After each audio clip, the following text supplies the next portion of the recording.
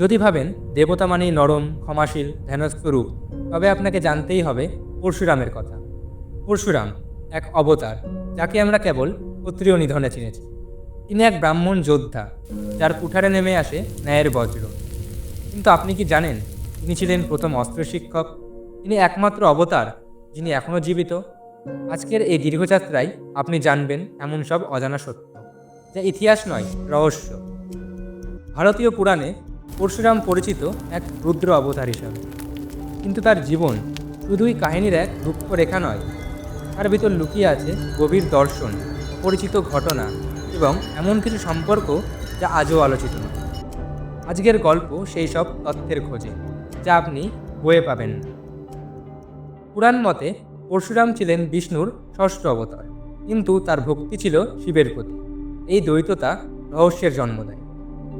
ইতিহাসবিদরা মনে করেন পরশুরামের অস্তিত্ব সম্ভবত একটি বাস্তব ঐতিহাসিক চরিত্রের রূপান্তর। দক্ষিণ ভারতের অনেক উপজাতি সমাজ তাকে পূর্বপুরুষ হিসাবে মনে করেন। পরশুরামের পিতা ছিলেন শ্রী যমদগ্নি। তিনি ছিলেন ভৃগু ঋষির বংশধর এবং মাতা ছিলেন রেণুকা। তিনি গাধীর কন্যা। পরশুরামের প্রকৃত নাম ছিল ভৃগুরাম বা রাম। তিনি ছিলেন শ্রীর আশ্রমে জন্মগ্রহণকারী একজন অনন্য শিশু। তিনি অতি অল্প বয়সে ব্রহ্মজ্ঞান, অস্ত্রবিদ্যা এবং তপস্যায় পারদর্শী হয়ে ওঠেন। তিনি মহাদেবের কাছে প্রশিক্ষণ লাভ করেন এবং মহাদেবের কাছ থেকেই মহাপরাক্রমশালী পশুব কুঠার প্রাপ্ত হন। তা থেকেই তিনি পরিচিত হন পরশুরাম নামে। শৈশবে তিনি নিজের পিতার আদেশে মাতা রেণুকাকে হত্যা করেন, যদিও পিতা সন্তুষ্ট হয়ে তাকে আশীর্বাদ দেন এবং মাতাকে পুনরুজ্জীবিত করেন। তখন পরশুরাম মহাদেবকে তুষ্ট করতে 3 তপস্যায় লিপ্ত হন। তখন তার হৃদয়ে ছিল এক সংকল্প, অন্যায় রুখতে হবে, চেষ্টা করতে হবে ধর্মে। মহাদেব তার এই সংকল্পে তুষ্ট হয়ে শুধুমাত্র লৌকিক কুঠারি দেননি, দিয়েছিলেন অমরত্ব আশীর্বাদ। পরশুরাম ছিলেন ঋষি যমদগ্নি ও রেণুকার একমাত্র সন্তান। ঋষি যমদগ্নি বাস করতেন এক শান্ত নিরিবিলি অরণ্য। তার আশ্রমে ছিল এক অলৌকিক গরু, কামধেনু, যা ইচ্ছে মতো খাবার, দুধ, সোনারূপো, এমনকি সৈন্য সামন্ত উৎপন্ন করতে পারত। একদিন হঠাৎই সেই অরণ্যে হাজির হলেন এক গর্বিত রাজা, কার্তবীর্য অর্জুন। তার ছিল হাজার হাত, অসাধারণ শক্তি আর প্রবল অহংকার। রাজা এলেন ঋষি যমদগ্নির আশ্রমে অতিথি হিসাবে। সেখানে এসে তার চোখ পড়ে কামধনুর ওপর। তিনি ঋষি যমদগ্নিকে বলেন যে তিনি কামধেনুর মতো এমন এক অলৌকিক প্রাণীকে তার রাজসভায় নিয়ে যেতে চান। কিন্তু ঋষি যমদগ্নি রাজাকে বাধা দেওয়ায় তিনি কামধেনুকে বলপূর্বক তার রাজপ্রাসাদে নিয়ে যান। রাজার এই স্বেচ্ছাচারিতার কথা শুনে অন্যায়ের বিচার করতে রওনা হন পরশুরাম এবং এক ভয়ানক যুদ্ধে রাজা কার্তবীর্যকে বধ করে ফিরিয়ে আনেন কামধেনু। কিন্তু প্রতিশোধের আগুন এখানেই নিভে যায়নি, তা আবার নতুন করে জ্বলে ওঠে রাজা অর্জুনের পুত্রদের মধ্যে। রাজা অর্জুনের পুত্রেরা প্রতিশোধ নেওয়ার উদ্দেশ্যে রাতের অন্ধকারে নিষ্ঠুরভাবে হত্যা করেন ঋষি যমদগ্নিকে। পিতার মৃত্যুর শোকে এবং অত্যাচারী ক্ষত্রিয়দের অন্যায়ের দমনের উদ্দেশ্যে পরশুরাম প্রতিজ্ঞাবদ্ধ হন এবং সেই প্রতিজ্ঞা থেকেই তিনি 21 বার সব অধর্মী ক্ষত্রিয় রাজাদের ধ্বংস করেন। এর পরের বলা কথাগুলো হয়তো আপনাদের নিয়ে যাবে রামায়ণের প্রেক্ষাপটে।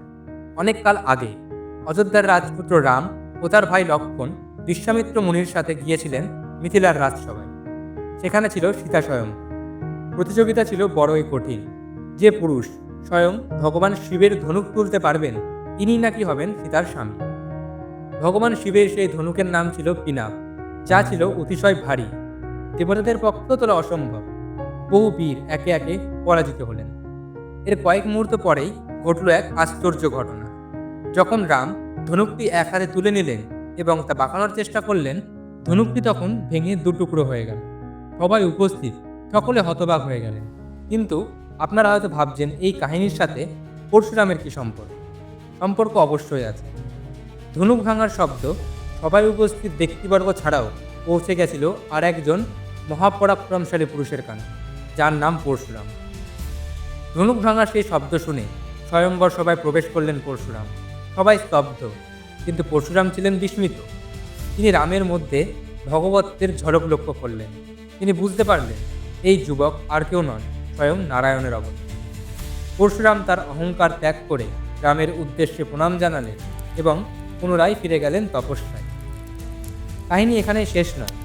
পিতার মৃত্যুর প্রতিশোধ নেওয়ার পরে তিনি ভাবলেন এক নতুন ভূমি গড়ে তোলার কথা, যেখানে থাকবে শান্তি, সাধনা ও সত্যের আশ্রম। এই চিন্তা ভাবনা থেকে তিনি পশ্চিম ভারতের সমুদ্র উপকূলে নিক্ষেপ করলেন তার কুঠার, যার ফলে পিছিয়ে গেল সমুদ্রের জলরাশি এবং জেগে উঠল এক সবুজ শ্যামল ভূমি। এই ভূমি আজকের কেরল। কিন্তু এখানে থেমে থাকেননি পরশুরাম। তিনি সমগ্র ভারতের সৃষ্টি করেছিলেন অসংখ্য তীর্থস্থান। উত্তরে কাশী, পশ্চিমে দ্বারকা, দক্ষিণে কন্যাকুমারী এবং পূর্বে গঙ্গাসাগর। এসব স্থানেই তিনি করেছিলেন তপস্যা এবং রেখেছিলেন তার পদচিহ্ন। সময়ের স্রোতের সাথে আমরাও ভেসে এসেছি, জেনেছি এক যোদ্ধার কাহিনী। কিন্তু সব কাহিনীর একটি অন্তিম সময় আসলেও পরশুরামের কাহিনীর কিন্তু কোনো অন্ত নেই।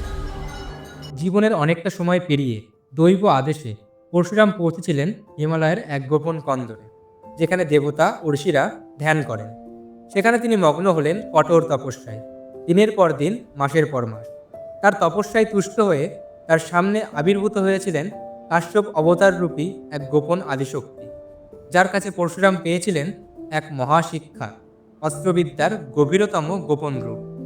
তপস্যা, শিক্ষা ও আত্মত্যাগের দরুন পরশুরাম অর্জন করেছিলেন অমরত্ব। লোকমুখে আজও শোনা যায় তিনি নাকি আজও জীবিত রয়েছেন হিমালয়ের কোনো এক গুহায়। তিনি নাকি আবার আসবেন যখন পৃথিবী তাকে ডাক দেবে।